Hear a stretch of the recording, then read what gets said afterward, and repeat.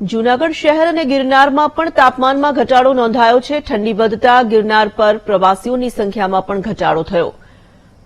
સતત ધમધમતા ગિરનારના રોડ રસ્તા હાલ સુમસાન ભાસી રહ્યા છે।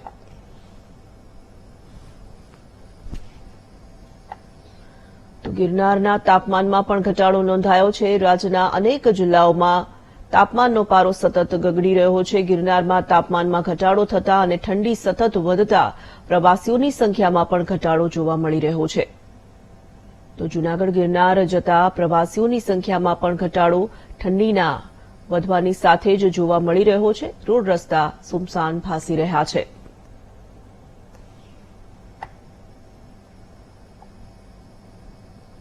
શહેરની અંદર છેલ્લા 2 દિવસથી એકદમ ઠંડીનું પ્રમાણ વધ્યું છે।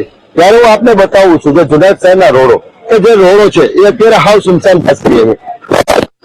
ચાના શોખીનો એ ચાની ચુસ્કી માણવા અને ઠંડીની મજા માણવા માટે હાલ અહીં જે જૂનાગઢનો કાળવા ચોક છે એ કાળવા ચોકમાં આવી રહ્યા છે। એની સાથે જ આપણે વાત કરીએ। શું નામ તમારું?